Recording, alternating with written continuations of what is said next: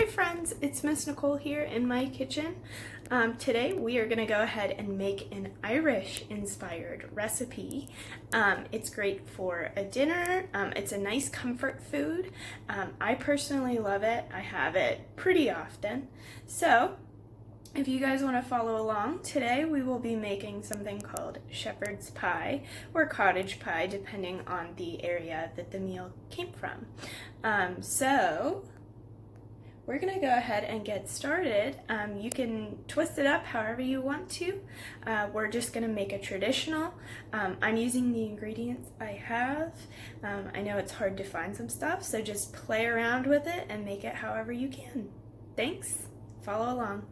So this recipe is super simple. We are going to start out with some stewed vegetables. These are frozen. It includes potatoes, carrots, onions, and celery. You can just cut carrots and onions and call it a day. My cat's yelling at me. Say hi, Karen. So there we have our vegetables. Whatever you have on hand, go ahead and use. We have some sea salt, we have some black pepper, garlic powder, organic ketchup, and organic coconut aminos, and butter. Go ahead and use whatever ketchup or butter you have. I'm using coconut aminos instead of Worcestershire sauce. Now the key ingredient to this recipe is ground beef. This is going to make or break your recipe, so make sure you have it. If you want to use ground turkey, go ahead and use ground turkey or any sort of meat alternative if you are a vegetarian or vegan. Alright, you'll need 3 to 4 potatoes. Cut them into thirds and put them into hot water to boil until soft. Alright, so in this skillet we have about a pound of ground meat. I'm going to go ahead and salt it a little bit. I'm going to pepper it a little bit. And we are going to simmer this ground meat for about 10 minutes until it's all browned, very lightly. And then we're going to go ahead and mix in our sauce ingredients. Alright, now you're going to go ahead and preheat your oven to bake at 400 degrees Fahrenheit. So I've gone ahead and added a bag of frozen carrots and onions and celery.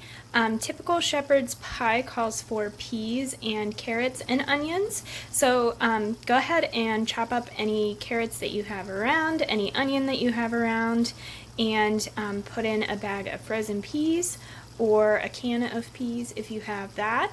A half cup of ketchup, about 4 tablespoons of the coconut aminos, and then about a teaspoon, maybe 2 teaspoons, do this to taste, of garlic powder. Alright, get your favorite spatula, mine's Darth Vader, and go ahead and stir your mixture up until all your ground beef and all your vegetables are covered. After I've drained my potatoes, I put them all into a big mixing bowl like this. I put in 2 tablespoons of butter and about 1/4 of a cup to a 1/2 a cup of milk. And then I went ahead and I mashed it with my fork to get more of a smashed potato versus a mashed potato. But you can actually go ahead and mash them if you'd like. That's more traditional. I'm going to add some salt, some pepper, and some garlic powder to this, and I will be right back. You're going to go ahead and pour your mixture into a greased or foil-lined casserole dish, and then you're going to go ahead and put your mashed potatoes right on top, and then you're going to pop it into your preheated oven, again at 400 degrees Fahrenheit, and you're going to keep it in there for about 25 to 30 minutes. Just keep an eye on it to make sure that it's not burning on top.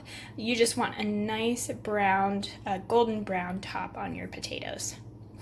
And then go ahead and take it out and enjoy.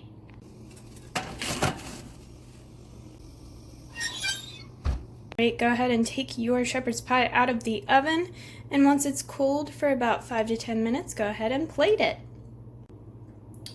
So now you can go ahead and serve your shepherd's pie. Go ahead and plate it.